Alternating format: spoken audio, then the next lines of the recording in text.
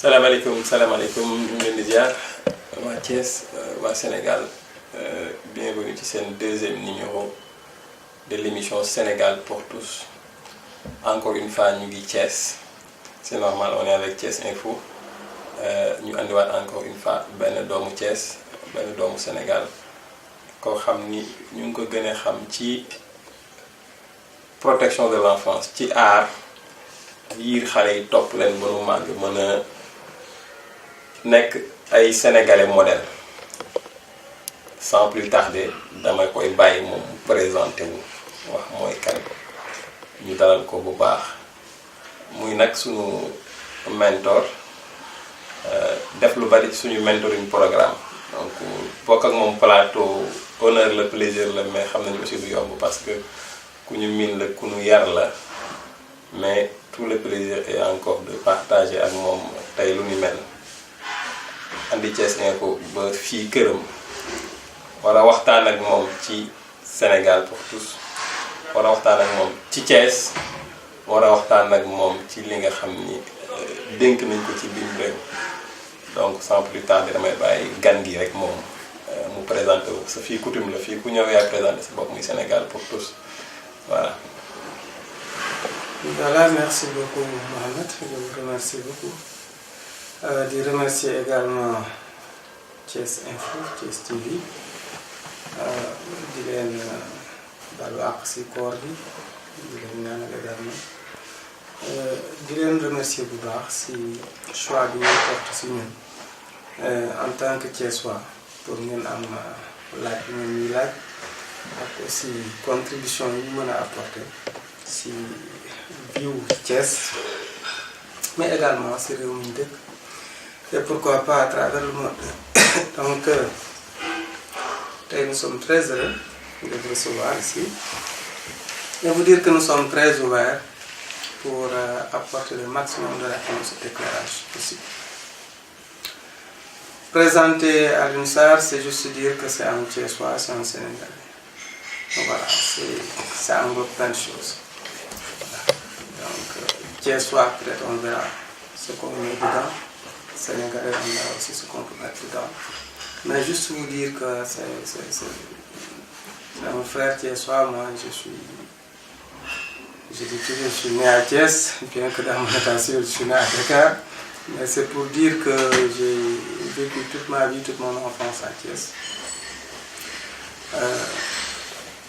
J'ai grandi à la cité Balabé, actuelle cité Ibrahima Sarr, donc où j'ai eu toute ma famille qui y a encore. Donc, un fils de cheminot, Bontin. Donc, pour dire que cette ville cheminote, nous avons un peu vécu dans ce cocon cheminot pour avoir habité dans la cité du chemin de fer, mais avoir même habité dans la gare de Thiès.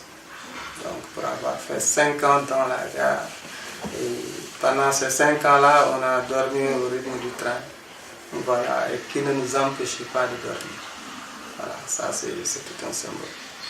Voilà, donc j'en profite pour rendre hommage à tous nos parents cheminots. Ça en tant que Thiessois, ça ne peut pas manquer. Et juste une pensée pieuse à tous nos vaillants papas qui ont fait ce chemin de fer et qui nous ont éduqués, qui nous ont inculqué des valeurs cheminotes. Et pour dire également que c'est une génération qui nous a beaucoup marqué. Qui nous a beaucoup marqué parce que nous avons vécu à des moments intenses avec eux. Donc juste pour dire que peut-être on y reviendra sur l'impact de ce chemin de fer-là sur notre parcours et sur notre vie personnelle.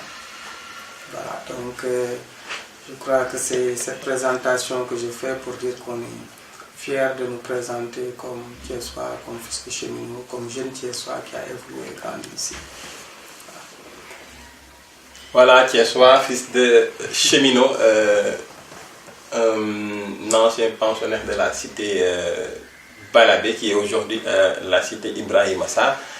est-ce qu'on peut comprendre, est-ce que nous pouvons profiter donc de cette occasion pour que vous qui avez habité, donc la cité au temps donc colonial, je vais dire, comment la cité était avec ces blancs avec qui vous habitez, vous la partagez, et après indépendance, ce que ça a été, et maintenant, voilà, on peut parler un peu de cette cité peut-être de prestige, c'était une cité prisée.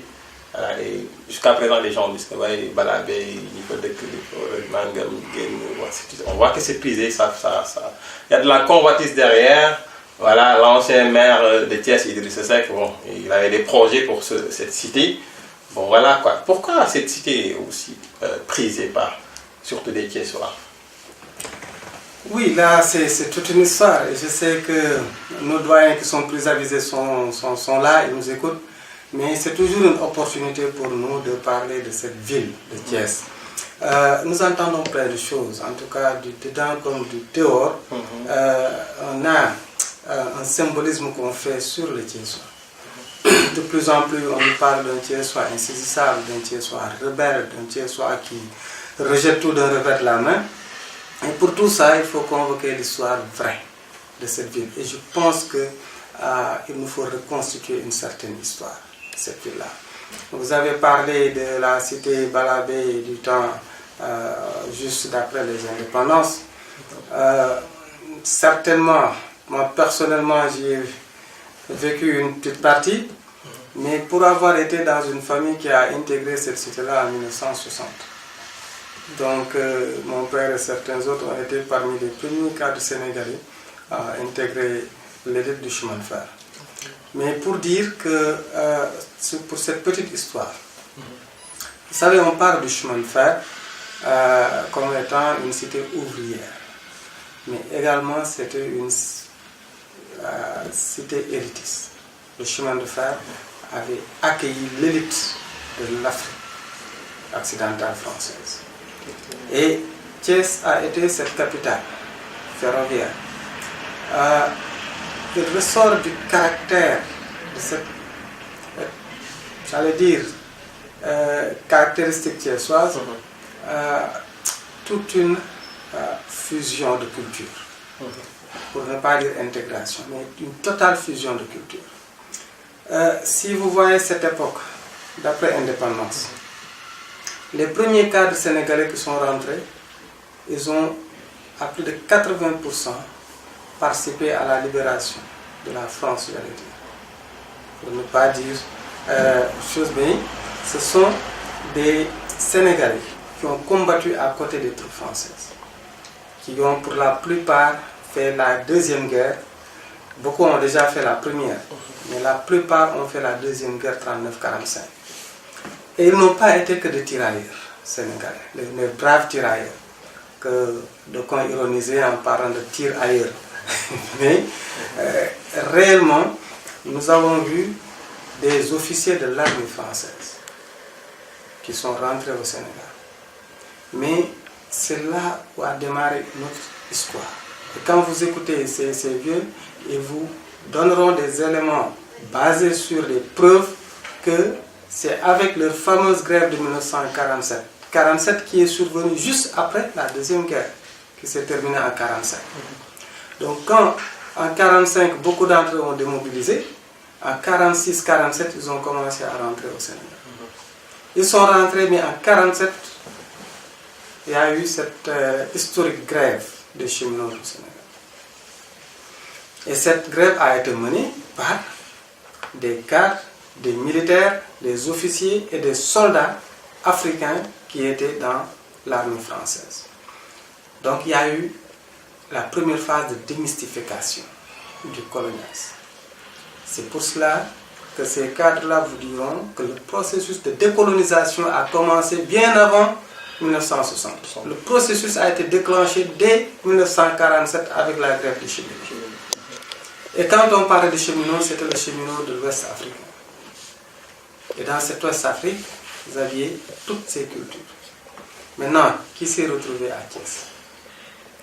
Thiès, qui était la capitale de l'AOF, a accueilli tous les cadres de la haute volta. pour ne pas dire Burkina, du Dahomey, pour ne pas dire de Bénin, de la Côte d'Ivoire, du Mali, de la Guinée, de Sékou Touré, de la Guinée-Bissau. Et tous se sont retrouvés dans le milieu cheminot.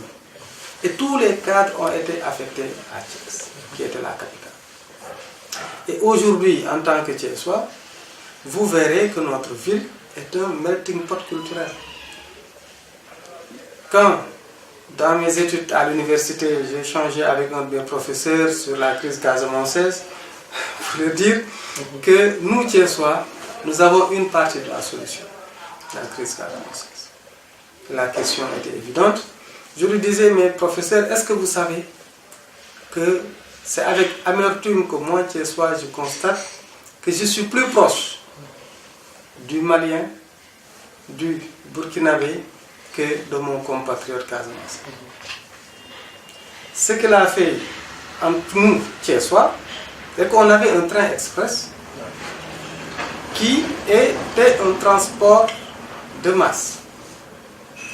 Le train express nous amenait vers Bamako, en passant, en quittant Dakar, Thiès, Diourbel jusqu'à Tamba, ramasser tous les Sénégalais en direction du Mali.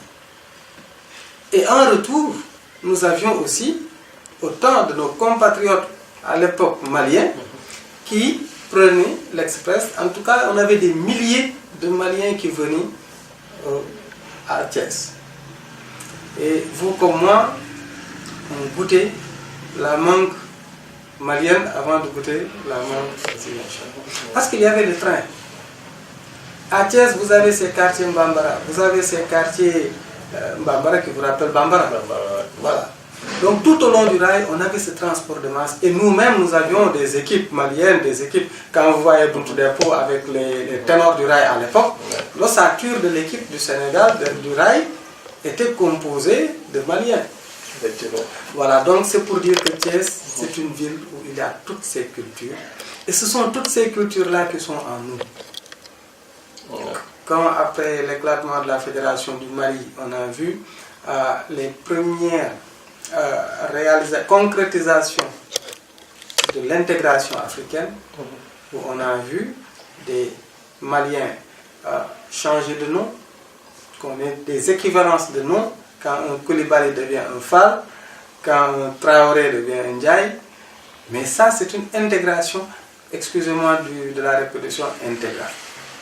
Mais vous verrez que nous, Thiessois, nous avons grandi dans ce milieu où moi, très tôt, j'ai côtoyé des amis burkinabés, béninois, maliens, etc. On était dans les mêmes équipes de football. Mais là aussi, chacun a appris de l'autre. Chacun a appris du caractère de l'autre. Si vous voyez aujourd'hui le Thiessois, c'est quelqu'un qui est presque pas comme un Sénégalais, parce que c'est un homme multiculturel. Effectivement. Voilà. Avec ce qu'on dit tout le temps, le sens du refus. Mais ce sont des valeurs qu'on a pu cristalliser. Et c'est ça l'intégration africaine que nous vivons à Thiès depuis les indépendances. Maintenant, pour revenir à votre question sur la cité qui nous a bercés, qui nous a vu grandir, je dis tout le temps à mes jeunes frères de la cité Ibrahima Sarr, qui sont en train chaque année d'élaborer un plan de développement de cette ville mythique, de cette cité mythique. Je dis, mais pour parler de l'avenir, là où vous voulez amener votre cité, essayez de vous projeter dans le passé. C'est tout un symbole. C'est pour dire que, en tout cas dans les premières années de l'indépendance, c'est une cité qui était modèle. Modèle dans le sens de l'organisation, dans le sens de la cohabitation, dans le sens des valeurs et des vertus. Nous avions une cité où il y avait toutes les communautés européennes. Je me rappelle lorsqu'on était enfant, on jouait à l'intérieur de la cité entre équipes françaises et équipes sénégalaises. Ouais. Donc on était, nous Sénégalais, minoritaires dans la cité. Ouais. Voilà, donc avec toutes les habitudes qu'on nous inculquait, avec le CAT qui était le centre de loisirs où nous nous retrouvions. Mais la plus grande constante était l'éducation, était également la scolarisation intégrale. Donc nous avions aussi beaucoup de valeurs qu'on nous inculquait. Et dans cette cité, nous avions, comme nous l'avons dit, toutes ces commodités. Souvent, je n'aime pas en parler parce qu'on peut l'interpréter autrement, mais véritablement, on a été dans un environnement protecteur, mais aussi un environnement où il faisait très bon vivre. Et l'anecdote que j'ai mis aussi, c'est pour parler de ces valeurs. C'était une cité presque européenne à l'intérieur. Je me rappelle quand dans les années 60, bon ça, pour la première phase, on m'en a parlé, pour la suite, je l'ai vécu. Quand ma maman a installé le premier dara coranique dans la cité, ça c'est un trait de l'histoire, c'était en 1961-62, où dans un environnement de français, les gens ne pouvaient pas à cette époque-là accepter, entre guillemets, cette cacophonie de récitation du Coran, de toutes ces prières dans la cité. Et avec toutes les menaces, voilà, d'affecter le papa à l'intérieur du pays ou loin. Mais c'était un environnement où elle avait installé le Coran dans la cité, où elle a été la première Leïdara de la cité en 1962, donc c'était très tôt, où elle avait également une partie des talibés, surtout les filles, qu'elle encadrait pour préserver le Coran. Donc c'est un environnement où on était dans un environnement occidentalisé culturellement, mais également où nos parents avaient su ancrer des valeurs religieuses, des valeurs culturelles africaines. Donc c'est ça qui nous a un peu forgé. Et on s'amusait à dire que lorsqu'on était avec nos amis français, on était plus français qu'eux. On essayait, voilà, de nous mettre à l'aise dans les commodités européennes, mais également le soir, très tôt le matin, c'était la tablette du Coran entre les mains. On mangeait avec la main à la maison, on mangeait par terre. Et là, c'était véritablement un environnement où on a été très à l'aise. Mais surtout, ce que ses parents ont réussi, c'est la fraternité qui a été créée dans cette cité. Vous verrez, les frères qui étaient là-bas, toute la cité avait fini par être une seule maison, une seule famille. Jusqu'à présent, chaque fois que vous rencontrez quelqu'un qui habitait dans cette cité, mais vous n'avez aucune hésitation à faire, c'est un frère.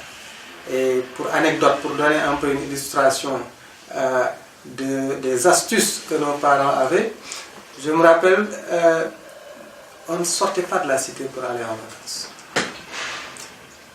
Pour aller en vacances, on optait pour la maison d'à côté. Voilà. Donc moi j'allais dans la maison de Moustapha Gueye qui était à côté, Moustapha allait chez les Babacar Bey, voilà. Et je me rappelle moi quand j'étais en vacances chez ma tante Ndéli, mais le matin c'est elle qui me faisait mon bain, c'est elle qui me faisait mon petit déjeuner. Mais si on sortait pour jouer au football, je n'entrais pas chez nous parce que j'étais en vacances. Je dépassais ma maman, je la saluais avec la main, je continuais. C'était l'autre ma maman. Voilà. Donc quand on reste dans cet environnement pendant 3 mois, vous voyez qu'on finissait par tisser des relations qui étaient éternelles. Voilà, donc ça c'est juste pour nous replonger dans notre cité très mythique, où nous avions aussi des papas imams. J'étais dans une conférence hier où on parlait de quelqu'un faisait référence à Cheikh Ahmed Tidiane Sy Al Maktoum pour disait qu'il rêve d'un Sénégal où le médecin à l'heure de la prière ferme son officine pour aller diriger la prière. Que le professeur à l'heure de la prière quitte la classe pour aller diriger la prière. Donc pour dire que être un imam ou être un oustaz, ce n'était pas une fonction. Alors qu'il faut quitter parfois certaines stations pour être utile à la vie. Voilà. Donc là, je me rappelle quand mon papa a quitté le chemin de fer, ils allaient directement diriger les prières. Donc c'était tous des imams. Voilà. Donc ça c'est avec plaisir que je reviens sur ça. Et pour terminer par... parce que là, on a vécu frustré, mais après on a été très fiers. À la cité, quand vous n'aviez pas réussi à l'entrée en 6e, vous n'aviez pas droit au cinéma. toute l'école primaire, personne ne quittait la cité pour aller au cinéma. Mais on regardait des films. Il n'y avait pas de télévision à l'époque. Ce que je dis là, c'était en 1973. Et vous savez quel était notre cinéma, nous les enfants? Chaque soir après le dîner, les mamans nous promenaient le long du rail, à l'entrée, vers le passage à niveau. Entre le passage à niveau et près de chez vous, l'usine Traverse, c'est là où on regardait le film. Maintenant, quel était l'écran? C'était le train. C'était le train. Il y avait un train qui quittait à une heure fixe, qui quitte le passage à niveau. Maintenant, toute la face qui faisait face à la cité, c'était ça l'écran. Voilà, et on projetait le film à l'intérieur. Voilà, les gens regardaient nos bandes dessinées, les films karaté, tout ça. Et nos parents se promenaient avec nous. Tranquillement, nous on suivait le train. Arrivé à l'usine Traverse, on était épuisés. On était fatigués, mais on était contents d'avoir suivi la télé. Au même moment, nous, les adultes, étaient au cinéma et bien à Agora. Voilà. Donc c'était une cité très organisée où il y avait tout à l'intérieur, toutes ces commodités-là. Donc voilà, c'est une longue introduction sur cette cité. Et je disais souvent que quand j'ai eu à réorganiser un peu les jeunes en amicale et autres, j'ai dit que chacun doit connaître son histoire. Vous avez au Sénégal, il y a beaucoup de quartiers, il y a beaucoup de villages. Chacun est attaché à son terroir. Mais nous étions dans des logements administratifs où il y avait une rotation. Chaque génération quitte, une autre génération revient. Il y a des avantages et des inconvénients. Les inconvénients, c'est que vous ne restez jamais ensemble. Mais l'avantage était que vous voyez défiler beaucoup de familles. Et aujourd'hui, le projet sur lequel même vous travaillez avec d'autres était de voir chaque maison a toute une histoire. Vous voyez, chaque maison de la cité a été habitée au moins par 5 ou une dizaine de familles. Et chaque famille a laissé quelque chose. La famille où vous êtes né, où votre frère est né, où vos parents sont décédés, ce sont des maisons qui vous marquent à vie. Mais ça, vous le partagez avec d'autres familles. Voilà. Donc ça aussi, c'est un élément qui est extrêmement important et qui crée ce jumelage-là entre personnes qui ont occupé le même logement et où ils ont passé une partie de leur vie et de leur espoir. Et de leur, voilà. Donc c'est pour vous dire que c'est une cité qui était aux avant-gardes. C'était une cité où il y avait tous les soirs des débats de très haut niveau sur le développement de ce pays. Voilà. Quand vous voyez les feux Ibrahim Sarr, Mamadou Gueye Bouta, je parle des gens qu'on a moins connus, parce qu'il y en a eu aussi. Quand vous parlez de la cité Ibrahim Sarr, on va vous parler d'Ibrahim Sarr, on va moins vous parler de Mamadou Wagé, on va moins vous parler d'Abdoulaye Ba, Aïnina Fall, Sarr Mamadou Soleil, mon papa et autres. Mais c'était de grandes sommités intellectuelles. Et à discuter avec eux, parfois, j'évoquais peut-être même une fois avec vous, moi la plus grande surprise de ma vie, quand j'ai lu Les Bouts de Bois de Dieu, voilà, très fier quand je suis venu m'en ouvrir à ces vieux syndicalistes, voilà. Mais c'est un livre qu'ils ont jeté d'un revers de la main. Ils ont mis à la poubelle. Voilà. Donc pour nous dire, et ils ont fini par me convaincre, dit la grève de 45 a été tellement sérieuse que cela ne mérite pas d'être traité sous forme de roman. C'est un trait d'histoire de ce pays-là. Il faut restituer cette histoire aux futures générations sénégalaises. Et non pas tourner en dérision, à la limite, cette grève de cheminots, où le héros de cette grève, au lieu d'être Ibrahim Sarr ou un Sénégalais, a été Bakayoko, qu'on a présenté comme un ouvrier pur et dur, inculte, etc. Voilà, alors que le combat était porté par de grands intellectuels qui ont rivalisé avec la France d'égal à égal. Donc, si ces messieurs qui étaient là ont pu tenir tête en mettant au devant des valeurs en disant que ces Français qui gouvernent la France, nous avons été avec eux. Nous avons participé à tous les combats. Quand vous voyez parmi ceux-là, d'autres qui étaient officiers de la marine française, qui ont été officiers de l'artillerie, qui a libéré Normandie, le débarquement de Toulon, moi j'étais très à l'aise pour en parler à l'école, parce que mon papa qui a participé également à la libération, au débarquement de Normandie, qui vous raconte toutes ces histoires.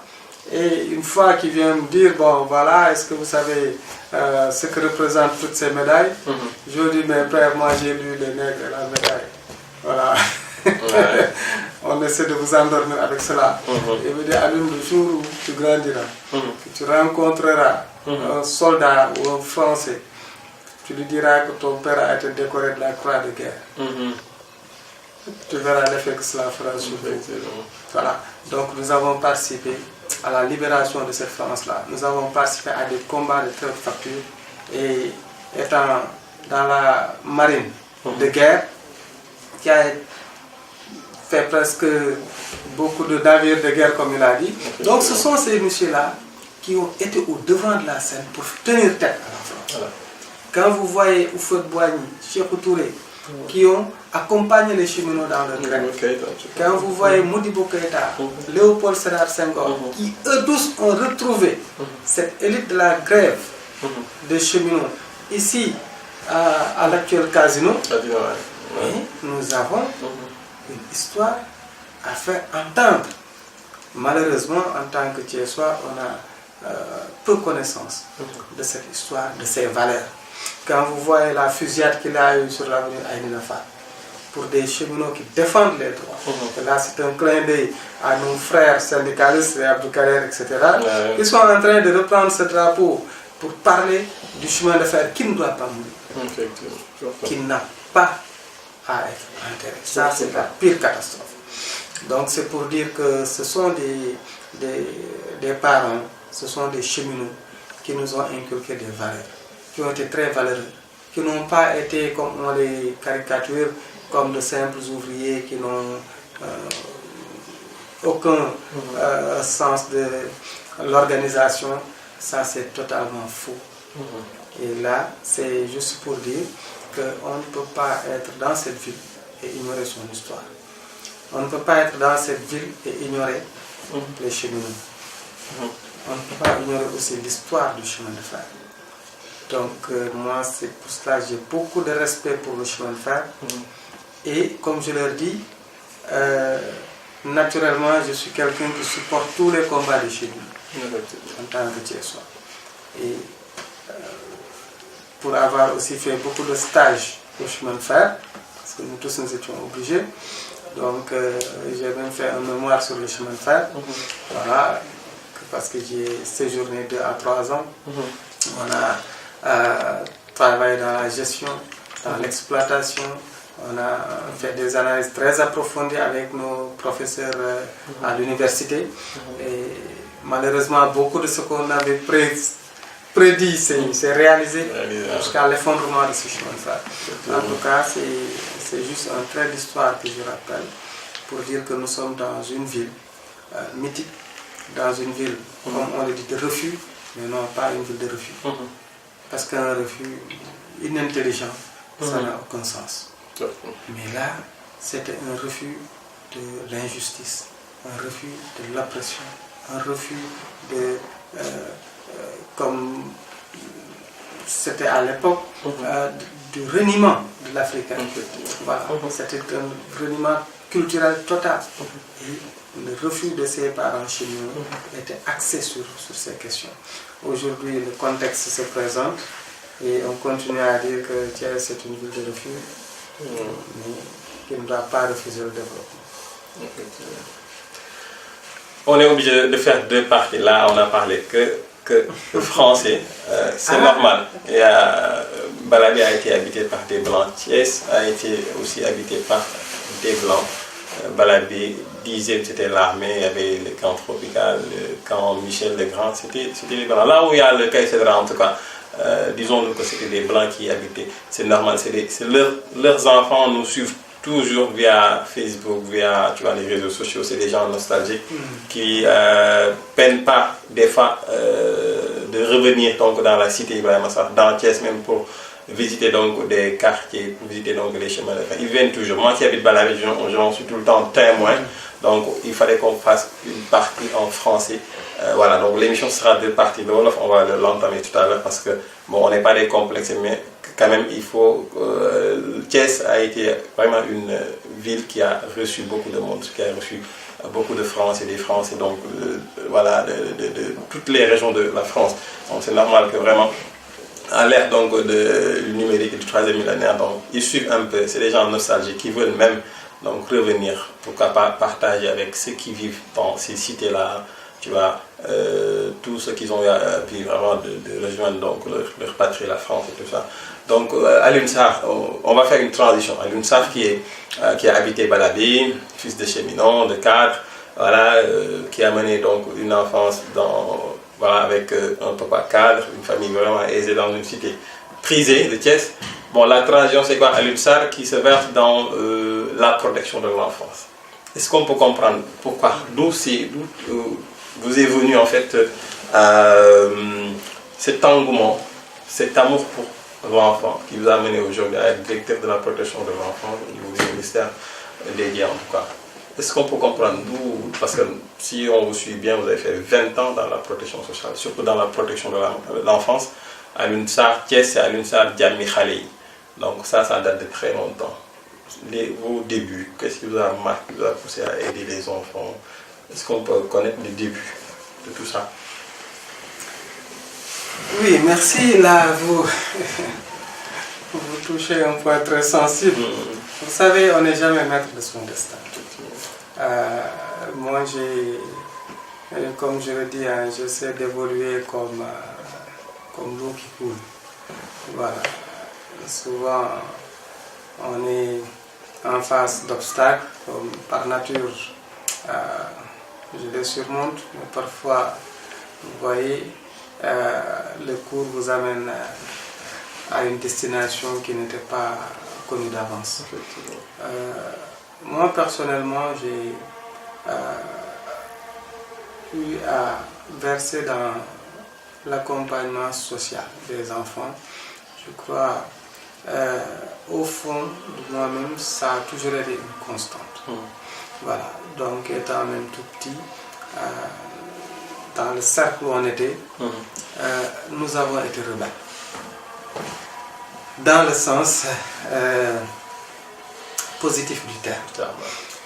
Comme vous l'avez dit, nous avons eu peut-être une chance d'évoluer dans une cité qui était un peu en vase clos, où on nous interdisait beaucoup de choses. Figurez-vous, je n'aime pas souvent revenir là-dessus, mais vous savez, dans cette cité, à une certaine époque, la sieste était obligatoire pour tous. La sieste. La sieste était obligatoire. Pour tout le monde. À l'heure de la sieste, si vous traînez dans les rues de la cité, c'est la police qui vient vous chercher. Voilà. Donc, notre vie était rythmée par la sirène du chemin de fer, avec une précision chirurgicale. Donc, à 7h, c'est la sirène, à 7h25, à 7h30. Donc, même les 5 minutes étaient sous un timing très, très strict. À cette heure-là, maintenant, le retard n'est plus permis. À 8h pile, les gens devaient être dans leur poste. Voilà. Mais à l'époque, nous, à l'intérieur de cette cité, on voyait qu'il y avait un décalage. Voilà.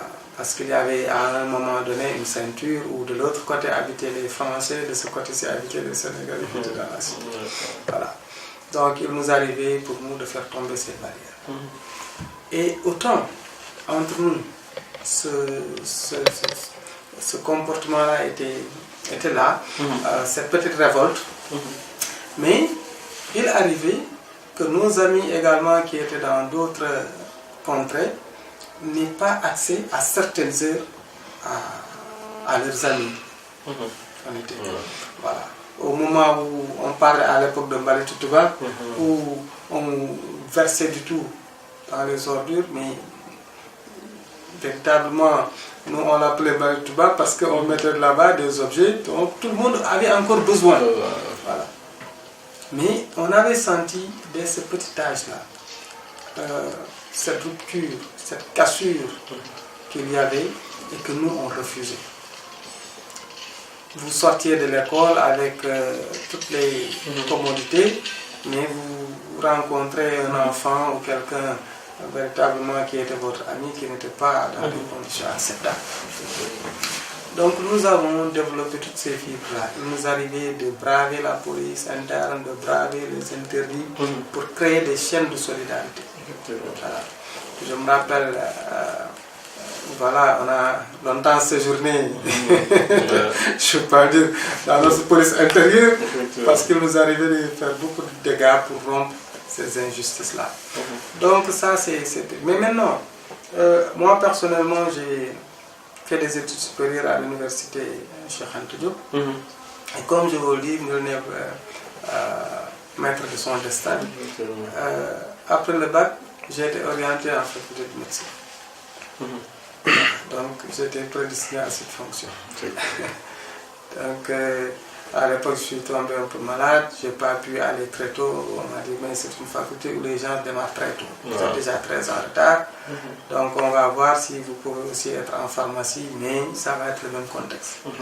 Finalement, on me dit, bon, c'est des facultés, je pense que vous pouvez y rester, mais vous ne pourrez avoir une scolarité normale que l'année prochaine. Vous allez perdre une année. Je n'étais pas prêt à me battre. Et finalement, ils se sont réunis pour me dire, bon, je ne sais plus, c'était un jury ou quoi, le comité d'orientation s'est réuni, on vous a orienté en philosophie. Voilà. Mais par pur hasard, j'attendais des amis pour rentrer à Thiès. Et je suis allé les chercher, ils étaient en faculté de droit, pour attendre à 18h pour rentrer avec eux. Et c'est là où j'ai assisté à leur cours. Le premier cours, c'était un cours de mathématiques. De mathématiques avec le professeur Sakhir Diallo. Voilà. Donc, qui m'a fait comprendre en 1 heure de temps toute la mathématique que j'avais apprise durant tout mon cycle secondaire. Voilà. Donc c'est avec ce petit cours que j'ai compris ce que signifiait Y égale AX plus B, avec des symboliques très forts, mais également une partie en Wolof, des mathématiques supérieures en Wolof, parce qu'il était en train de travailler avec Cheikh Anta Diop sur ces questions-là. Donc à sa suite, il y a eu d'autres sommités qui sont venus. J'ai pu assister à 3 cours avec 3 professeurs différents, mais qui m'ont profondément marqué. J'ai eu le professeur Moller qui traitait sur l'histoire de la pensée économique. Voilà, qui prenait l'histoire de la pensée économique 2000 ans avant Jésus-Christ jusqu'à... Voilà, et j'étais très excité d'assister à la période où il allait traiter de l'économie contemporaine au prophète Sayyidina Mohammed alayhi salatu wassalam. Et je suis revenu de là. Je suis encore revenu. Finalement, j'ai demandé à être orienté en faculté de droit pour me spécialiser en sciences économiques. Voilà, donc, mais là, c'était les études supérieures. Après, comme je vous l'ai dit, j'ai été au chemin de fer quelques temps. J'ai travaillé à Salé comme directeur d'hôtel très tôt.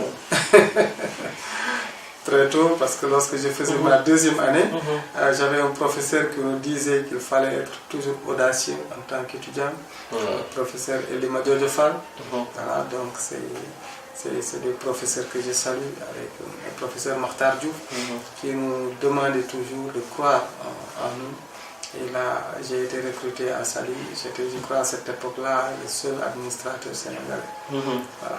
Donc, j'avais pas 25 ans, même pas.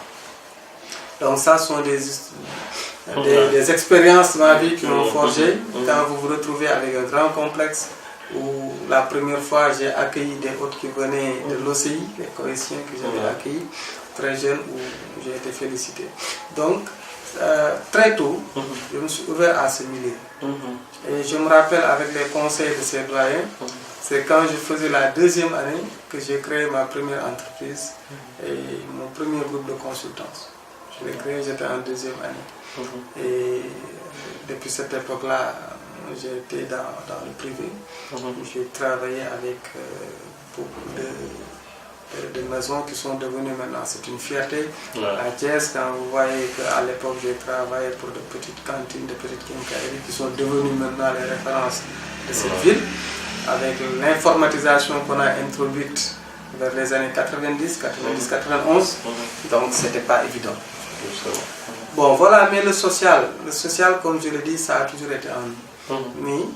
Mais j'ai été versé dans ça quand j'ai réussi au concours voilà, pour intégrer le Crédit Mutuel.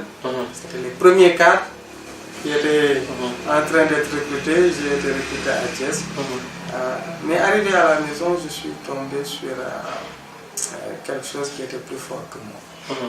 Voilà. Je devrais intégrer cette institution. Mais arrivé à la maison, il y a mon frère aîné qui me dit, Alioune, il y a quelqu'un qui t'attend dans la salle, mais la famille a cassé. Et jamais au grand jamais pour tasser à cas. Donc je suis venu, c'est quelqu'un qui travaille dans le secteur informel et qui voulait que je l'aide par la comptabilité, le contrôle de gestion et d'autres choses. Tout de suite, quand le frère me l'a dit, j'ai mis une croix sur mon recrutement.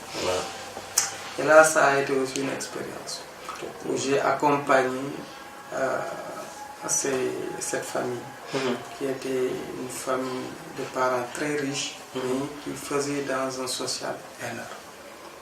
Voilà.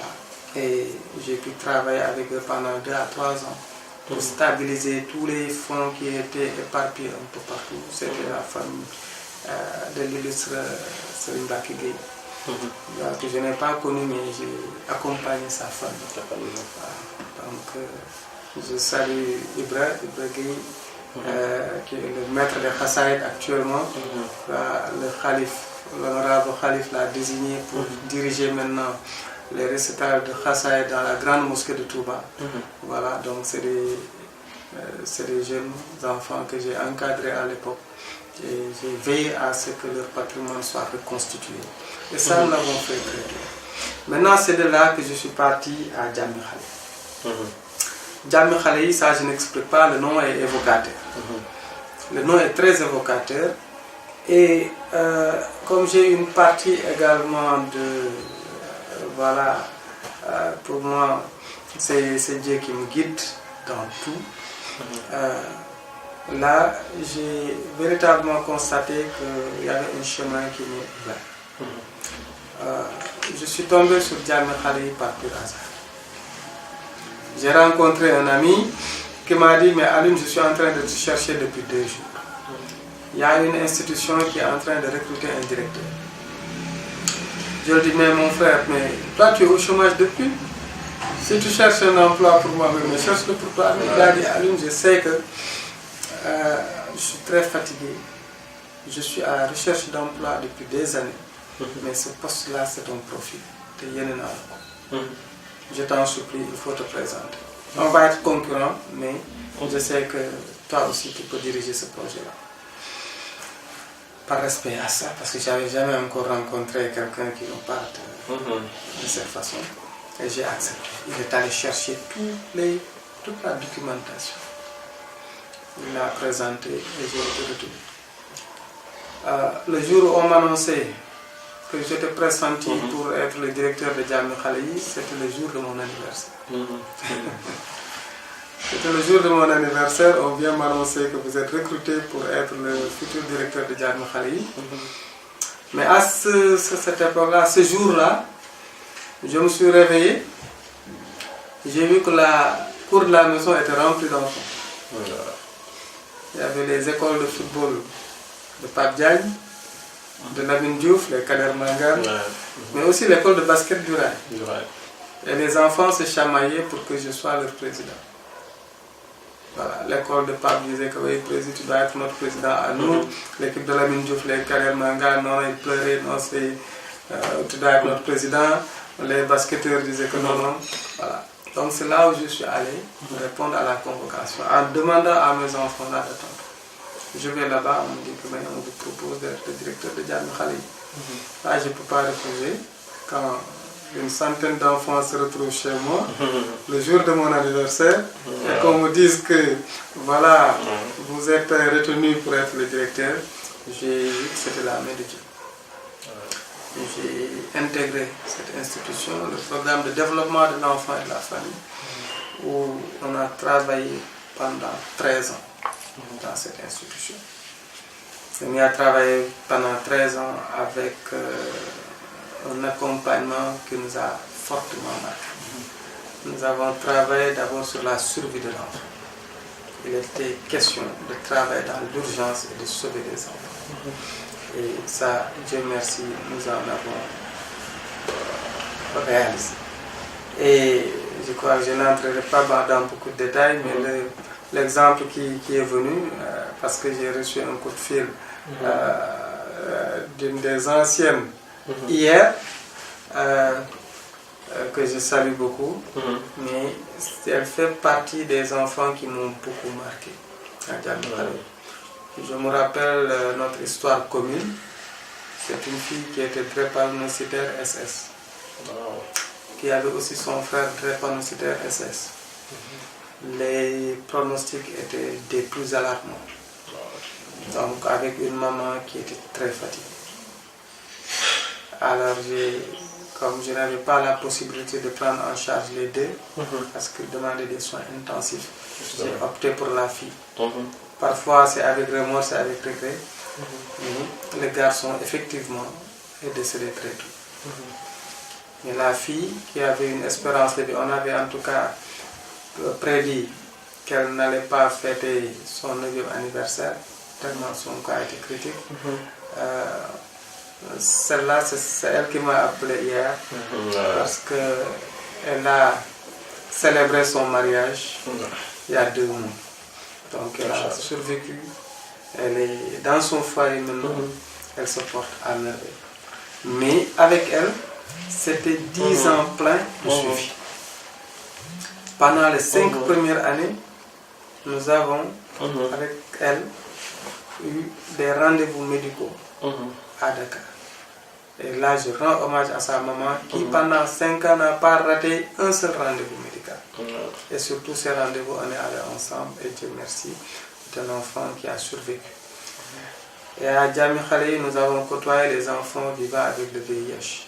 Je ne peux pas manquer de le dire, ce sont mes enfants. Elles aussi, elles ont grandi.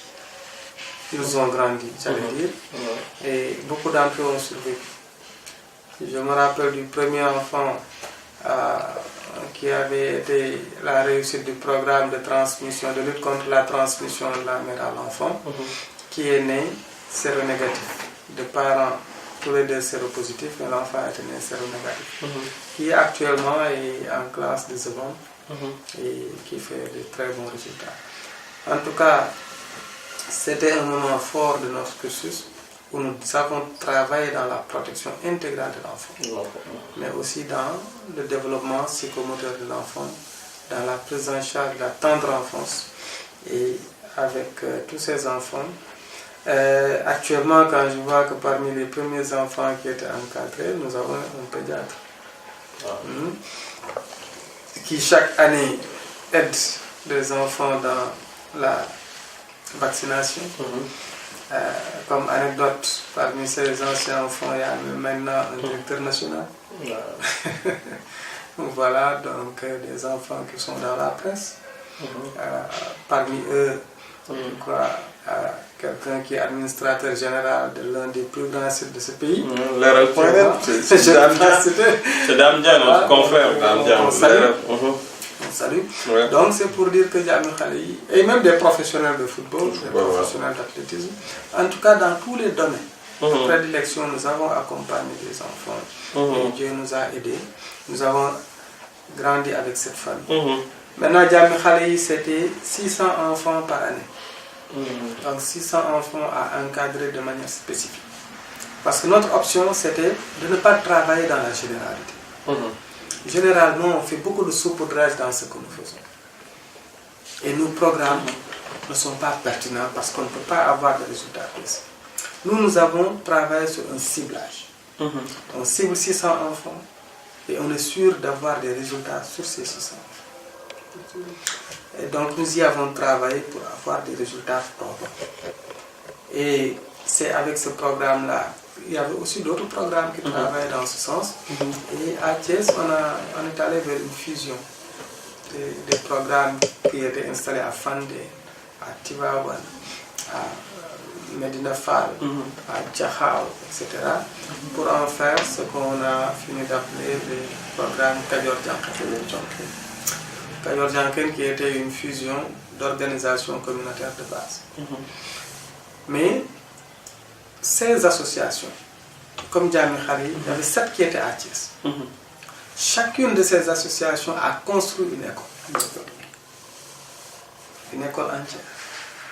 Si vous allez à Medina Fall, l'école Cheikh Ibra Fall, le projet Fagou qui était là-bas, nous saluons notre frère Ousmane Diop qui en était le directeur. Chaque année, le programme construisait une salle de classe. Vous allez à Modekan avec notre papa Madi Keba, notre défunt père Sidi Maïssa Fall, le papa de Damel Maïssa Fall. Voilà, ce sont des doyens que j'ai remplacés, donc j'ai bénéficié de cet héritage. Vous allez à l'école Modekan, par exemple, chaque année, c'est le programme Modekan qui construisait une salle de classe. Vous allez à Babak. Babak, le frère Samba John qui était là-bas, c'est avec lui que l'école publique laïque de Babak est née. À Babak, il n'y avait qu'une école privée catholique. Et beaucoup d'enfants qui étaient dans des familles défavorisées n'avaient pas accès à ces écoles publiques. Donc c'est avec ce programme-là que l'école est née. Si vous allez à Fandène, l'école publique est née avec notre frère Daniel Mbaye, dans aussi la même perspective. Et vous allez me dire avec Djami Khali, avec Djami Khali également, le même processus a été fait. Et ça, c'est un trait d'histoire. Un trait d'histoire parce que le projet Djami Khali était le projet Germaine Legoff. Le projet était logé dans l'école Germaine Legoff, qui est l'actuelle promenade de Thiès. Et le projet Djami Khali a construit chaque année une salle de classe dans le projet, dans l'école Germaine Legoff. Donc elle a fini de construire son école à l'intérieur, mais aussi avait accompagné l'école dans la création d'un poulailler qui faisait 1000 sujets. Vous avez aussi un jardin potager qui était là-bas au cœur de Thiès. Malheureusement, tout ce patrimoine a été détruit avec les chantiers. Donc c'est une école qui a été détruite. La mort dans l'âme, moi je l'ai vécu parce que je continue à dire que on n'a pas le droit de détruire une école. Ça, c'est pour être fidèle à l'histoire. Mais en Afrique, au Sénégal, je pense qu'il n'y a plus une école de référence comme Germaine Legoff. Et je disais souvent que moi, j'ai fait l'école Balavé. Il y a 2 ans, je suis allé, j'ai vu que nos latrines qui sont là-bas, ce sont les latrines que j'avais trouvées là-bas. Donc j'ai aidé à reconstruire des latrines neuves. Et j'amène mes enfants pour leur dire, voilà, j'ai fait le CI dans cette classe avec M. Dior. J'ai fait le CP là-bas avec Mme Diallo. Mais tous ceux qui sont passés à l'école Germaine Legoff n'ont plus cette chance-là. C'est effacé de la mémoire de Thiès. Et Germaine Legoff, c'est une école mythique. C'était l'école de formation des instituteurs et même des directeurs d'école. L'école d'application. L'école d'application. Bon, voilà, je ne verse jamais dans les critiques, mais j'aurais souhaité qu'à la place d'une école, on ait un collège, un lycée ou une université, mais non une promenade.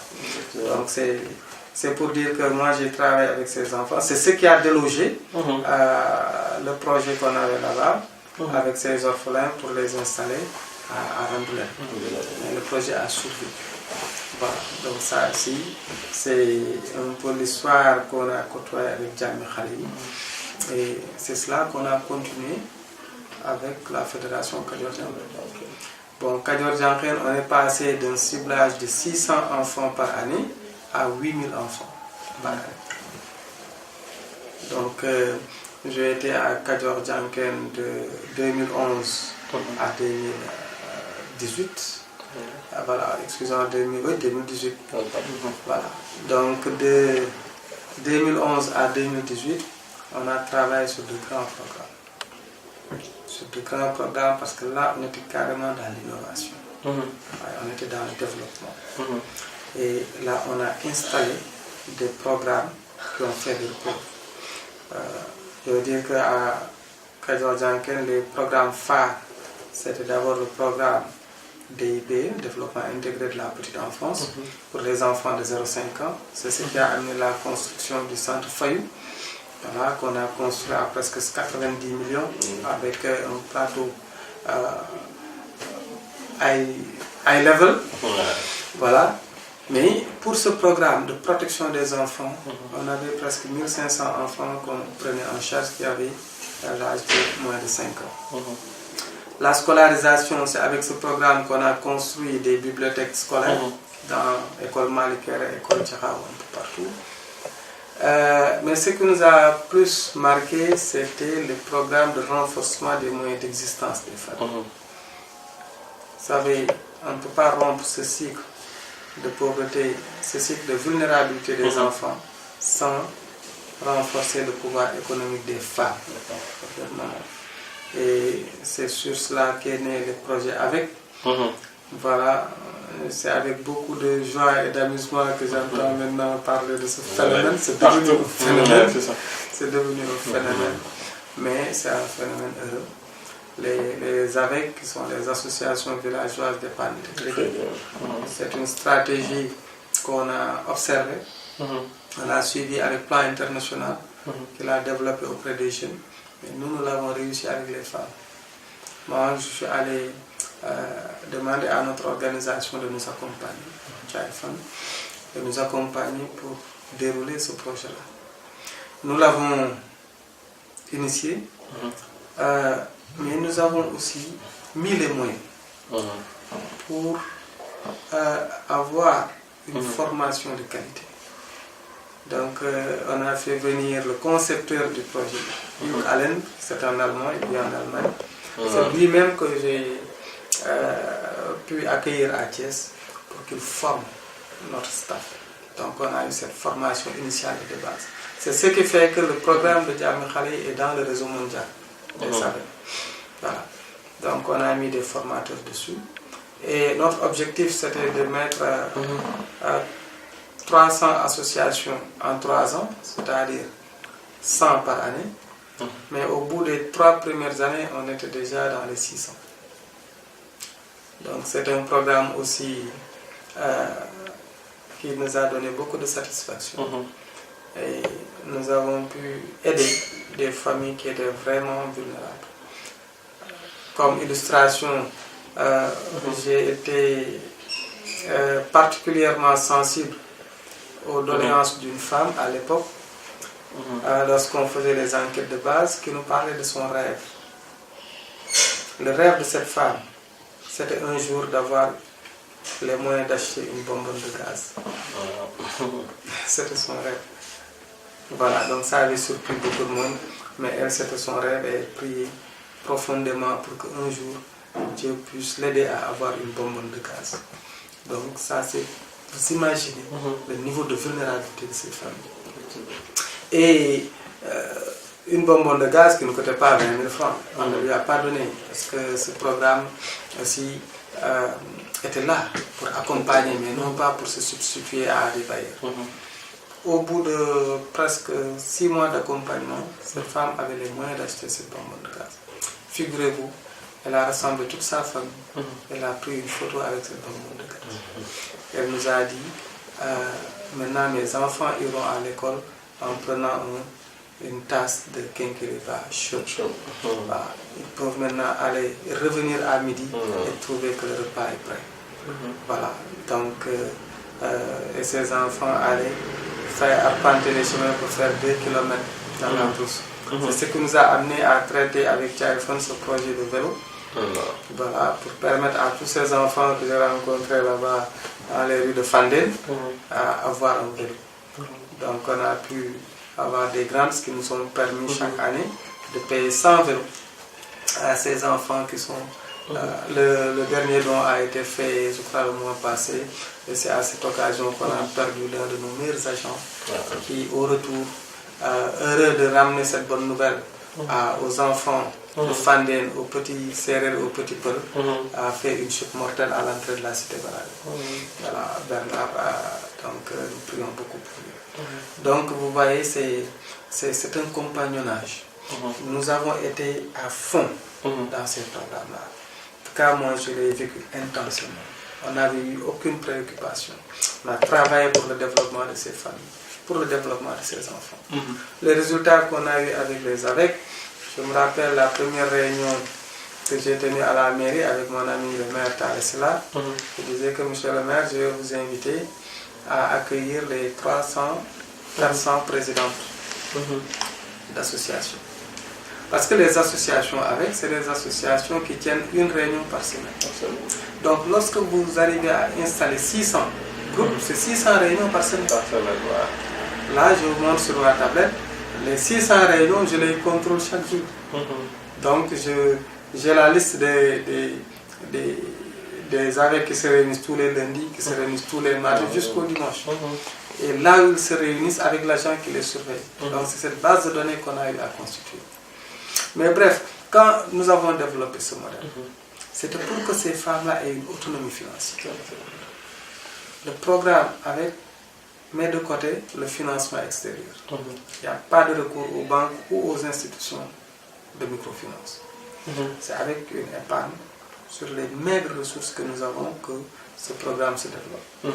Mais au bout de 2 ans, on a constaté que tous les groupes avaient une épargne annuelle d'au moins 2 millions, entre 2 millions et 3 millions sur fonds propres. Donc, à chaque fin de cycle, se répartissait le montant. Donc, quand nous avons constaté sur nos tablettes que les femmes ont dépassé la barre de 2 millions, 3 millions, 4 millions, nous avons fait une simulation. Là, j'ai invité ces 400 présidentes qui sont venues à leur pile. Et quand... Parce que des messages, il faut aussi utiliser des messages simples pour illustrer ce que nous disons. Quand vous avez 400 présidentes dans la salle, j'avais dit à mon ami Tala d'interroger les femmes, elles étaient toutes présidentes. Chaque présidente a 24 personnes derrière. Donc ce sont des groupes de 25. Mais l'illustration était quoi? Quand vous avez 400 groupes dans la salle, et chaque groupe vous dit qu'ils ont une moyenne d'épargne annuelle de 2 500 000. Le compte est vite fait. Voilà. 400 groupes qui font 2 500 000 chacun, c'est 1 milliard que les femmes vont mobiliser. Et c'est ce qu'elles continuent de mobiliser chaque année. Et ce n'est pas un miracle. Ce n'est pas un miracle. Là, aujourd'hui, je reviens de Mekhe Village. J'étais allé visiter Tundu Mekhe. Là, on a construit un modèle de Dara. Voilà. Et là, les femmes ont dit que mais notre réseau, parce que ce sont constitués un réseau, notre réseau, à la veille du Ramadan, nous avons ouvert nos caisses, nous avions 10 millions. Et ce sont des femmes qui sont dans les villages les plus reculés. Donc quand des femmes mobilisent 1 milliard chaque année et qui tiennent 600 réunions par semaine, je pense que ces femmes-là méritent d'attirer l'attention. Voilà, et ça, on l'a toujours dit. Et véritablement, avec Kadior Djanken, ça a été aussi une expérience bien vécue. C'est ce que nous avait fait verser aussi dans les bourses de sécurité familiale. Et aujourd'hui, avec notre équipe qui est restée, notre frère Alun Dien, l'actuel manager qui nous a succédé à ce poste, ce travail est en train de continuer de plus belle. Et on prie pour que ce processus aussi s'élargisse. En tout cas, ça c'est un peu le travail que nous avions fait, mais aussi le deal que nous avions avec les AVEC, c'était que le programme AVEC devrait servir à entretenir l'éducation et la santé des enfants. C'est ça l'objectif premier des AVEC. C'est pourquoi dans le premier choix, le premier ciblage, nous prenions en charge des femmes qui avaient des enfants de moins de 5 ans. Et une partie de l'épargne devrait servir à payer annuellement les frais de cotisation à la mutuelle d'épargne. Donc pour chaque enfant, la maman fait un prêt pour payer toute l'année. et maintenant continuer sa cotisation. Paye toutes les fournitures scolaires et continue ses cotisations. Donc ce sont des programmes sociaux sur lesquels nous avons beaucoup travaillé et nous rendons grâce à Dieu. Si on a pu prendre en charge 8000 enfants par année, mais aussi avec un budget aussi consistant. C'est seulement à Thiès, 8000 enfants par an. Oui, c'était juste avec Kadior Janké. C'était entre Kadior Janké, c'est Kadior Tivaouane, Thiès, Janké. Voilà, donc on a. Parce que comme on l'a dit, il ne fallait pas ratisser trop large. Il fallait être focus sur des sites, des quartiers, des enfants vulnérables. Mais travailler à avoir aussi des résultats. Et avec Kadior, on a vu que nous avons des enfants qui ont fini par être des jeunes leaders. Bon, là on a laissé beaucoup parler, c'est normal. Je dis qu'il a assuré notre mentoring programme. On apprend tout le temps. Voilà. Thiès, c'est ça. Thiès a fait le Sénégal. Thiès n'a eu que vraiment des hommes et des femmes de valeur. Moi, je suis tout le temps vraiment content et heureux d'être thiessois, d'être fils de cheminot. Et là, ça justifie vraiment le choix du chef de l'État, cette personnalité, ce thiessois qui a passé en revue donc sa jeunesse, son amour pour l'enfance, la protection sociale qu'il a eu à faire depuis Djamil Khari, après Kadior Janké, la fédération et tout ça. Aujourd'hui, il est directeur de la protection de l'enfance au niveau du ministère dédié et tout ça, du ministère de la famille et du genre. Ça justifie ce choix. Ça veut dire que dans ce pays, sachant maintenant qu'il y a des gens qui méritent leur place, des gens qu'il faut à la place qu'il faut, on en a. Et M. Alioune Sarr, voilà, on est donc l'illustration, quoi. Voilà.